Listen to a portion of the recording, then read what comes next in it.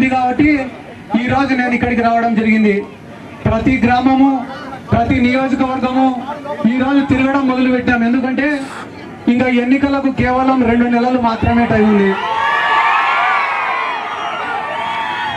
ఇంకా ఆట మొదలు పెట్టాల్సిన దానికి టైం దగ్గరకైంది కాబట్టి ఈ రోజు నుంచి ఖచ్చితంగా గడప గడప తిరుగుతా, ఊరు ఊరు తిరుగుతా, మండలం మండలం తిరుగుతా, నియోజకవర్గం నియోజకవర్గం తిరుగుతా, రాష్ట్రం మొత్తం తిరుగుతా, జెండా కట్టి జనంలోకి పోతా. ఎందుకు ఈ మాట చెప్తున్నానంటే ఈ రోజు జగన్మోహన్ రెడ్డి ఒక్కడు ఒకవైపు, రాష్ట్రంలో ఉండే అన్ని పార్టీలు ఒకవైపు. జగన్మోహన్ రెడ్డి గారికి మద్దతు కూడగట్టడానికి ఇంకొక పార్టీ బీజేపీ పార్టీ. ఆ పార్టీలో ఉన్న పురంధేశ్వరి గారు నారా లోకేష్ కి ఏ రకంగా బంధువు అవుతుంది, బాలకృష్ణకు ఏ రకంగా బంధువు అవుతుందో మనం ప్రత్యేకంగా చెప్పాల్సిన అవసరం లే. ఆ బీజేపీ వాళ్ళకు ఉండే బాధ ఏమరా అంటే 151 మంది ఎమ్మెల్యేలు, 22 మంది ఎంపీలు, రాజ్యసభ సభ్యులు, దేశంలోనే ఒక బలమైన నాయకుడైనాడు జగన్మోహన్ రెడ్డి. రేపుగాన జగన్మోహన్ రెడ్డి ఇట్లే ఎదుగుతే ఏదో ఒక రోజు దేశ రాజకీయాల్లో కూడా చక్రం తిప్పుతాడనే భయంతో బీజేపీ వాళ్ళు కూడా జగన్మోహన్ రెడ్డిని విమర్శిస్తారు కదా. ఇన్ని పార్టీలు మాకు వ్యతిరేకంగా ఉన్నాయి, ఇన్ని మీడియా సంస్థలు మాకు వ్యతిరేకంగా ఉన్నాయి. అయినా కూడా మీకున్న ధైర్యం ఏమరా అంటే ఈ రాష్ట్ర ప్రజలు మాత్రమే మా ధైర్యం, ఈ రాష్ట్రంలో ఉండే పేదవాళ్ళు మాత్రమే మాకు ధైర్యం, మేము చేసిన సంక్షేమ పథకాలు మాత్రమే మాకు ధైర్యం అని చెప్పి ఈ సందర్భంగా నేను చెప్తానా. ఏమన్నా మాట్లాడితే తెలుగుదేశం వాళ్ళు ఏం మాట్లాడుతున్నారు, మా నాయకుడికి 40 ఏళ్ల అనుభవం ఉంది అంటారు.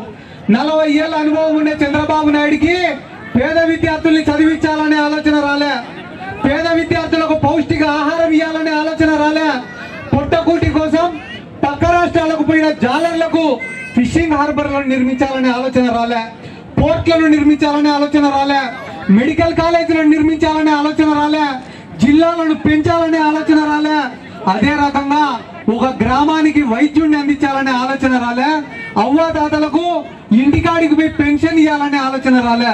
చంద్రబాబు నాయుడుకి వచ్చిన ఆలోచన ఏమరా అంటే హైటెక్ సిటీ కట్టాలా, దాని చుట్టుపక్కల రియల్ ఎస్టేట్ చేయాలనే ఆలోచన వచ్చింది. అమరావతి కట్టాలా, అమరావతి చుట్టుపక్కల రియల్ ఎస్టేట్ చేయాలనే ఆలోచన మాత్రమే ఈ చంద్రబాబు నాయుడుకి వచ్చింది. ఇన్ని రకాలుగా రాష్ట్ర ప్రజల్ని మోసం చేసి మళ్ళీ ఈరోజు ఏమంటారు తెలుసా చంద్రబాబు నాయుడు, బాబు సూరిటీ భవిష్యత్తుకు గ్యారంటీ అంట. మళ్ళా చెప్పు బాబు సూరిటీ భవిష్యత్తుకు గ్యారంటీ అంట. 4 సూరిటీలు పెట్టే కానీ రాజమండ్రి జైలు నుంచి బయటికి రాలే.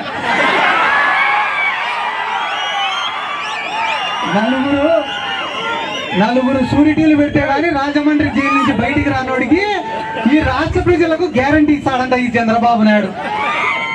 ఒక కుటుంబానికి ఆపద వస్తేనో, ఇంట్లో తండ్రికి ఆపద వస్తేనో, తల్లికి ఆపద వస్తేనో, చెల్లికి ఆపద వస్తేనో మనం ఏం చేస్తాం, ప్రాణం అడ్డం పెట్టి పోరాడతాం, అంతేనా? చంద్రబాబు నాయుడిని అరెస్ట్ చేస్తే నారా లోకేష్ ఢిల్లీకి పోయినాడు. ఎందుకు పోయినావు లోకేష్ నువ్వు ఢిల్లీకి అంటే లాయర్లతో మాట్లాడేదానికి పోయినాడంట. ఒకరోజు చంద్రబాబు నాయుడు కాడికి పోయి అడిగినాడట నా లోకేష్, డాడీ వీళ్ళెవరు నీకు బెయిల్ తేలేకుంటారు కానీ నీ తరఫున నేనే వాదిస్తా డాడీ అన్నాడంట. ఒరే ఎంత పనికిమాలిన లాయర్ వాదించినా కూడా 1 నెలకు బయటికి వస్తారా నేను, నువ్వు వాదించినావంటే ఈ జన్మకు రానరా నేను బయటికి అన్నాడ.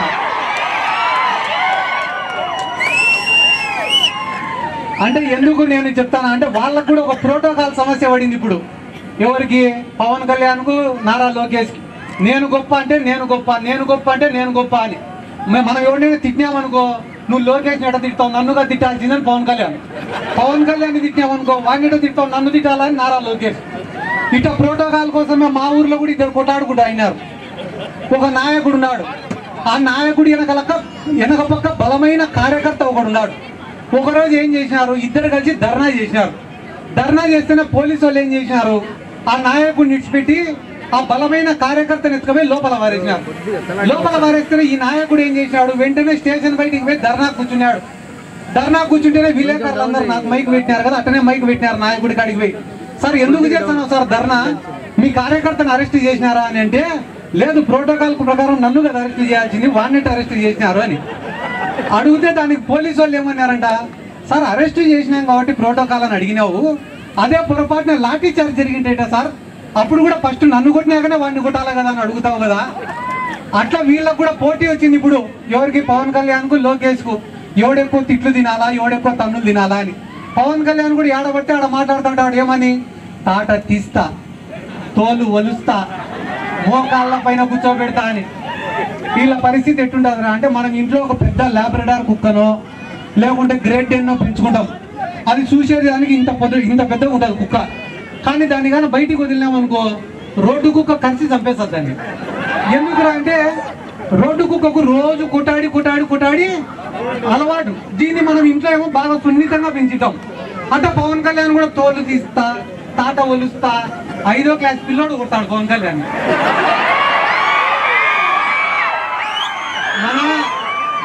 మన గవర్నమెంట్ స్కూళ్ళల్లో చదువుకుని 5వ క్లాస్ పిల్లోడు కొట్టాడు.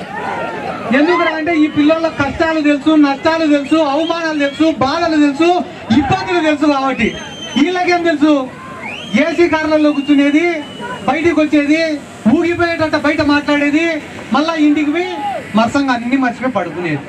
వాస్తవమే కదా. జగన్మోహన్ రెడ్డి గారు ఏ రోజన్నా కూడా పవన్ కళ్యాణ్ కానీ ఇంకొకరిని కానీ తప్పుగా మాట్లాడినాడా, దూషించినాడా? ఇదే పవన్ కళ్యాణ్ మైకు పట్టుకొని వీధి తిరిగి చెప్పినాడు ఏమని, చంద్రబాబు నాయుడు, నారా లోకేష్ నా తల్లిని దూషించినారు, నా తల్లి గురించి తప్పుడు ప్రచారాలు చేసినారని చెప్పి రాష్ట్రం అంతా తిరిగి చెప్పినాడు. అదే పవన్ కళ్యాణ్ ఈరోజు ఏం చేశాడు, చంద్రబాబు నాయుడు సంఘం నాకుతాన్నమాట. వాస్తవమా కాదా ఒక్కసారి ఆలోచన.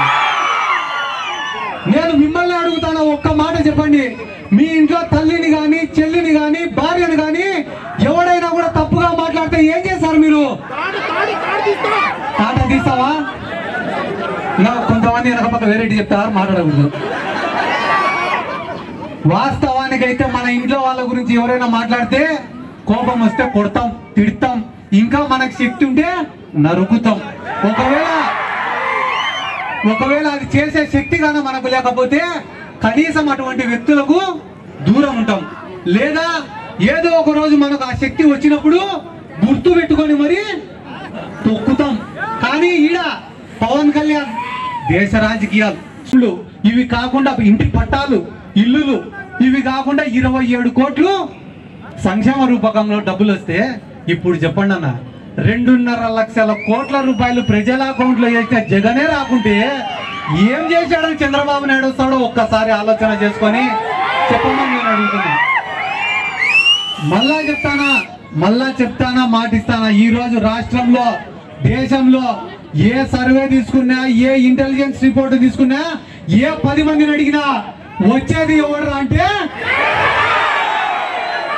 ఇంకా నేను చెప్పినా కూడా బాగుండదు. కాబట్టి ఒక మనస్ఫూర్తి ఒక మాట చెప్తా, గుర్తుపెట్టుకోండి. దేశంలో చెప్పిన వాగ్దానాలన్నీ నిలబెట్టుకోవాలంటే అది అయ్యే పని కాదు.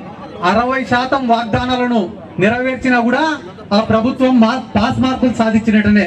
కానీ మన రాష్ట్రంలో జగన్మోహన్ రెడ్డి గారు 95% వాగ్దానాలను నిలబెట్టుకున్నాడు. అది కూడా 5 సంవత్సరాల కాలంలో కాదు, కేవలం 3.5 సంవత్సరాల కాలంలోనే. మిగిలిన సంవత్సరంన్నర కాలం కూడా కరోనాకు పోయింది. ఆ కరోనా లాంటి క్లిష్టమైన సమయంలో కూడా ఇచ్చిన మాటను నిలబెట్టుకునే గొప్ప వ్యక్తి వైఎస్ జగన్మోహన్ రెడ్డి గారు. అటువంటి జగన్మోహన్ రెడ్డి గారి కోసం పోరాటానికి నేను సిద్ధం, మీరు సిద్ధమా? జగన్మోహన్ రెడ్డి గారి కోసం కష్టపడడానికి నేను సిద్ధం, మీరు సిద్ధమా? జగన్మోహన్ రెడ్డి గారిని ముఖ్యమంత్రిని చేసుకోవడానికి నేను సిద్ధం, మీరు సిద్ధమా? ఇంత ప్రేమగా ఇక్కడికి వచ్చి ఆశీర్వదించిన ప్రతి ఒక్కరికి పేరు పేరున నా ధన్యవాదాలు తెలియజేసుకుంటూ సెలవు తీసుకుంటున్నాను. జై జగన్, జై జగన్, జై జగన్. Thank you. అన్నిటినీ కాపాడుకుంటా వచ్చినాడు ఇన్ని రోజులు. కానీ జగన్మోహన్ రెడ్డి గారు ముఖ్యమంత్రి అయిన తర్వాత ఆయన చేసిన స్కాములు బయట పడినాయి, ఆయన చేసిన అక్రమాలు బయట పడినాయి.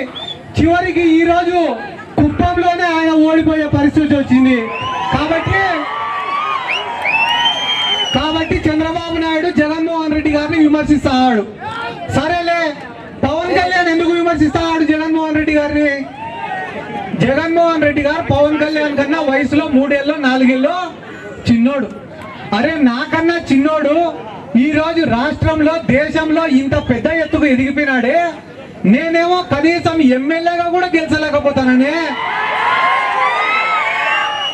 ఎవరితోనో ఒకరితో పొత్తు పెట్టుకోకుంటే కనీసం పార్టీని కూడా నడపలేకుండానే అని చెప్పి బాధతో, కడుపు మంటతో, అసూయతో ఈ పవన్ కళ్యాణ్ అనేవాడు జగన్మోహన్ రెడ్డిని విమర్శిస్తాడు. అంతేకాకుండా మూడో